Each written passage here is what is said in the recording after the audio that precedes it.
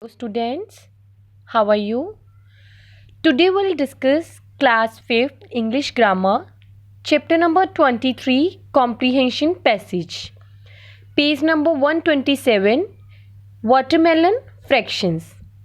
First of all, read the passage, then find out the question answers. First, Kenny watched his dad raise a knife and bring it down at the center point of a watermelon. It spilled cleanly in two, making a peeling, sucking noise as the two halves separated. He was not sure how this was helping him with his maths homework, but dad had insisted. जो कैनी था वो अपने dad को watch कर रहा था जो knife से वाटरमेलन को कट कर रही थी. उन्होंने सेंटर से वाटरमेलन को कट कर दिया जिसके 2 पीसेस कर दिए. नाउ कैनी श्योर नहीं था कि उसके पापा उसके मैथ्स के होमवर्क में उसकी हेल्प कैसे करेंगे. Now how many pieces do I have now Kenny. तो उसके पापा ने पूछा कि हमारे पास कितनी पीसीज हैं अब. तो कैनी ने रिप्लाई किया 2. Correct. So what do we call each piece. तो ठीक है, अब हम ईच पीस को क्या कह के बुलाएंगे. Half. Kenny answer immediately because that was an easy question. तो उसके लिए ईजी था कि 2 पीसीज को हम क्या बोलेंगे. हाफ.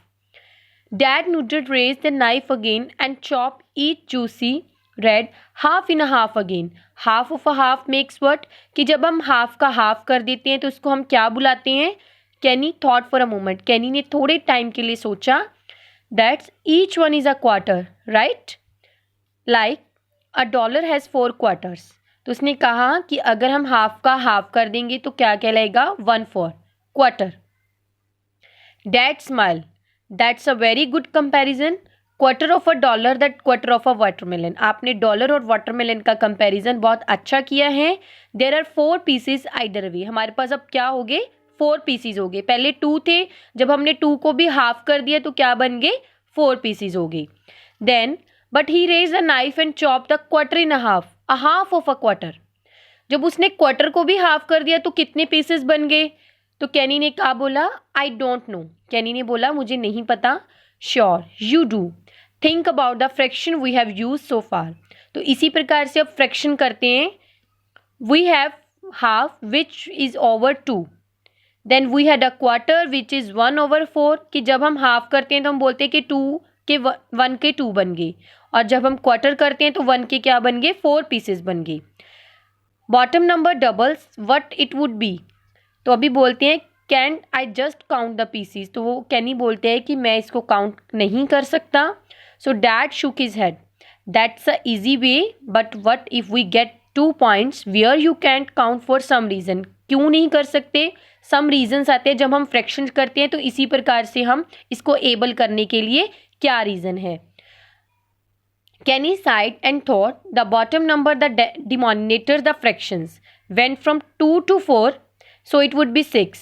कि अगर हम 2 को 4 करते हैं प्लस करते हैं तो 6 बन जाते हैं. That is what's going to. Now it went from 1 to 4 actually which mean it was double. तो ईच पीस एंड 8. अगर हम क्वार्टर का भी हाफ करते हैं तो क्या बन जाएगा. Each piece is an 8. So 1/8. Dad winked at him and then cut each 8 in half. तो 8 का भी उन्होंने हाफ कर दिया तो कितने बन गए. 16. The wedges of melon were much smaller than they started and there were a lot more to count. Now it was a 16. तो कितने बन गए अगर हम 8 का भी हाफ कर देंगे. That is a 16. तो Kenny answered confidently. So double 8 was 16. So if each piece have been cut in a half that there must be 16.